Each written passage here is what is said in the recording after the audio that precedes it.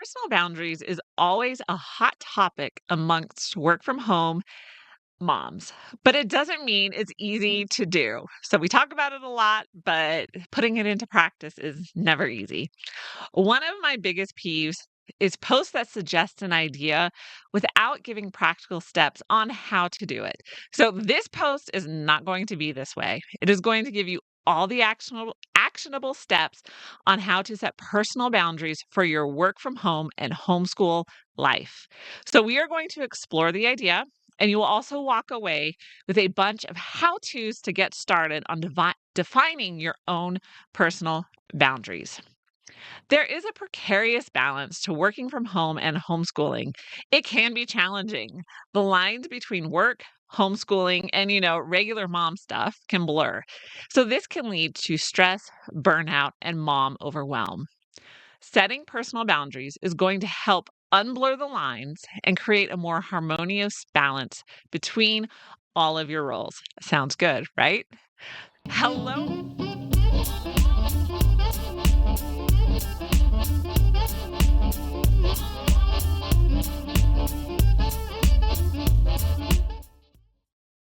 Hello, moms, and welcome to the Life Unboxed podcast.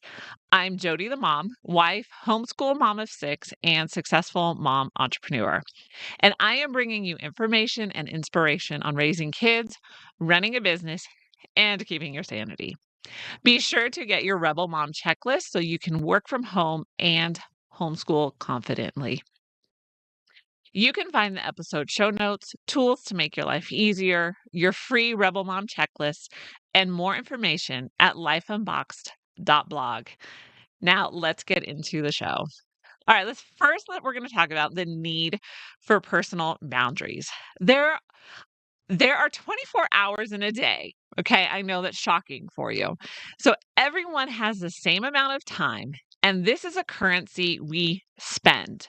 Once it is spent, we won't get it back. You can spend frivolously, like an impulse shopper, or you can invest your capital wisely. This doesn't happen with a wave of the magic wand or with a lot of wishful thinking. It takes intentional planning, trial and error, and pivoting to find what works. In order to spend our currency well, we need to set boundaries on ourselves, kids, and clients, or we will just be spending willy nilly and never reaching a destination or a goal. I heard a quote years ago that has always stayed with me, and it's if we don't plan our lives, someone else will plan it for us.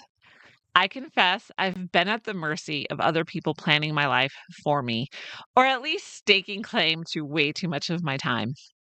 It has taken years to break out of this habit, and I'm not talking about family or kids. They do have a right to my time. I'm talking about outside forces that demand your time beyond what you've agreed to. If you want to be your own boss, be the queen of your schedule, and control your time, then you need to create personal boundaries. I know the thoughts going through your head right now. If I'm not available, then a client will drop me. It could be important. On and on the thoughts go. Mom, if you want to maintain your sanity and keep all the balls you're juggling in the air, then you need to create personal boundaries. And I know I sound like a broken record, but we are going to keep saying it throughout this show because there are a lot of benefits to creating personal boundaries. Um, and you want to create and maintain them for yourself, your kids, and your clients because it will improve a lot of things. Yes, it will help with your stress levels, but it goes way beyond stress. Number one, improved productivity. Defining work hours and school hours is going to help you focus during those times. Yes, things will come up that will interrupt or hijack your routine. As long as these are the exceptions and not the rule, it's okay. When you know what your limits are, you can use your time more effectively. Number two, better relationships. It is okay to put boundaries on your clients. If you're working with a difficult client, and yes, I have another show on that, and your boundaries aren't being respected, then you need to drop that client. There are too many good people to work with for your time to be demanded by a difficult client. You need to communicate your boundaries to your clients. For example, your office hours. What days and times are you available? If a client calls during those off hours, because sometimes people forget and you don't answer your phone, they will remember you aren't available right now. It will come back to their memory.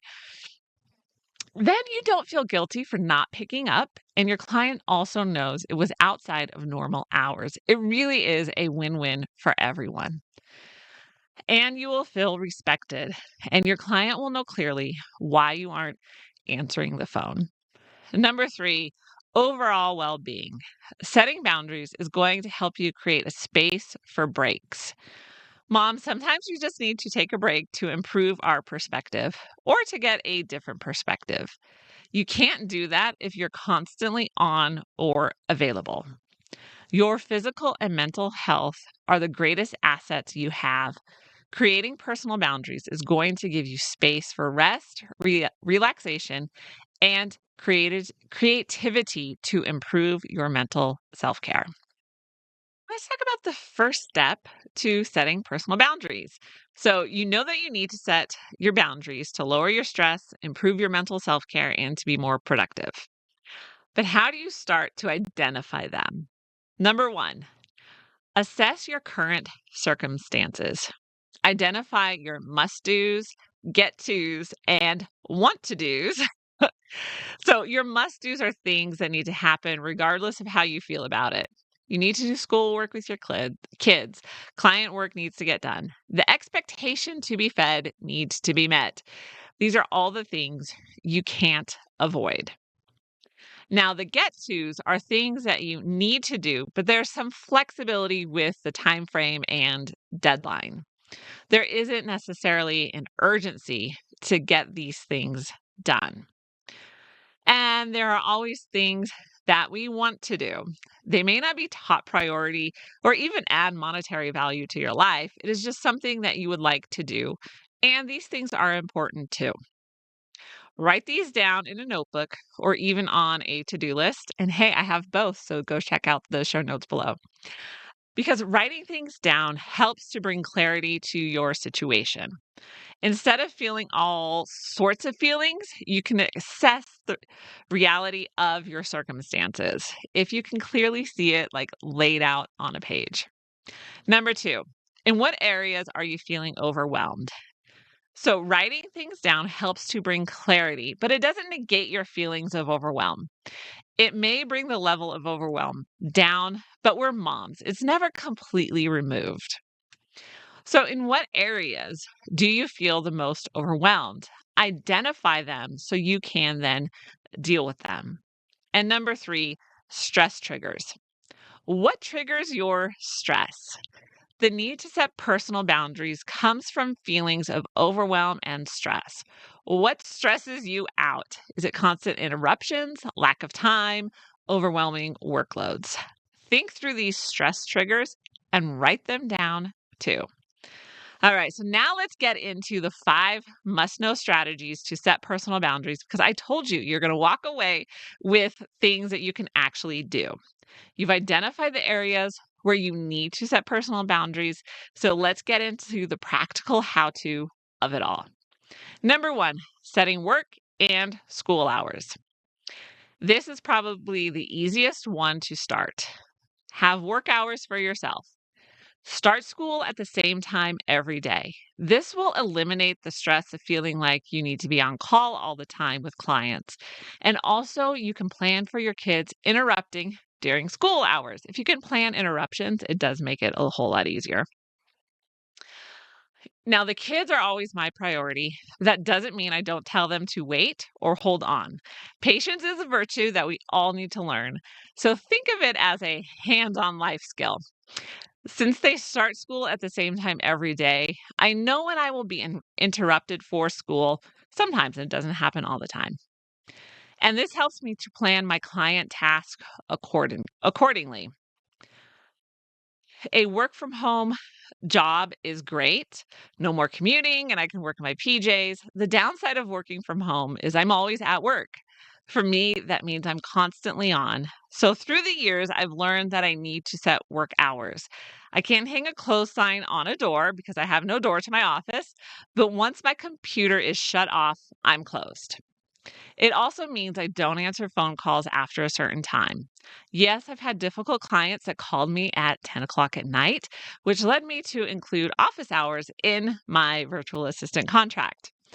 So, being on all the time only increases the feelings of stress and overwhelm. Set office hours so you have a time to switch off and your clients know when you are off. Number two, resist responding.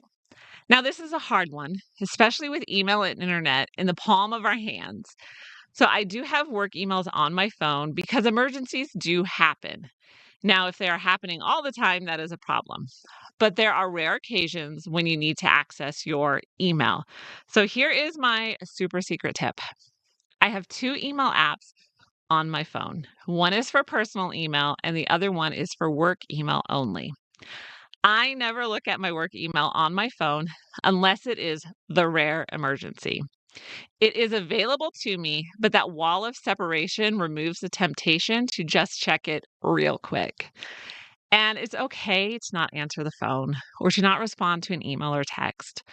Almost everything can wait until you are back in the office. Give yourself permission to not respond immediately. Saying no.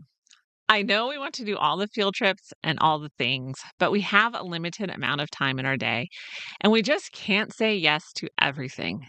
The hard reality is that we have to say no. It is okay to turn down a project or not go on a field trip. Go back to those things that are important to you. If a project or field trip doesn't fall into one of your to-dos, then just say no. Number four, set expectations. Setting expectations and communicating helps to minimize stress. Be clear on your expectations with your kids and your clients. I expect 80% on schoolwork. This expectation is very clear with my kids. It is also clear that we will keep working on a lesson until this can be achieved. My kids aren't surprised when I hand something back to them with a redo note. They know the expectation. For my clients, I don't have office hours on Fridays. Occasionally, I've made an exception when it was requested in advance and I was covering a vacation. So, one of those rare exceptions. For the most part, I never work on a Friday. Everyone knows this. There are no surprises when I'm not responding to emails or answering phones. It also frees up brain space. I can turn my work brain off and focus on all those must do's. Number five, create a routine.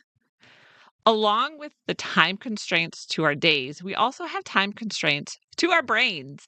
If your brain space is taken up with mundane tasks, there's very little room for creative thinking. I want my brain thinking about the next journal or book to create, not whether the kids remember to change their underwear. You know what I mean? Like, really.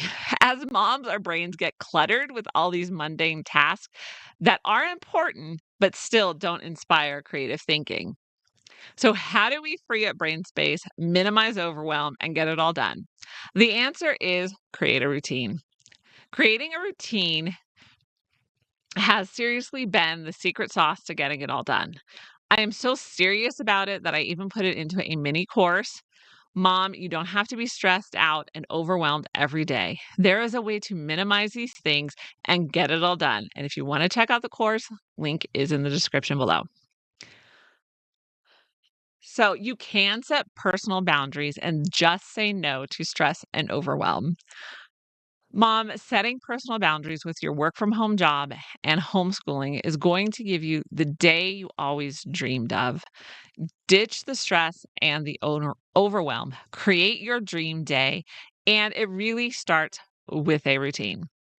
So that's your first step. Go click the link for the mini course. So thanks for listening. Be sure to check out lifeunboxed.blog and download your Rebel Mom checklist. Remember, you can work from home and homeschool confidently. And I will see you next time.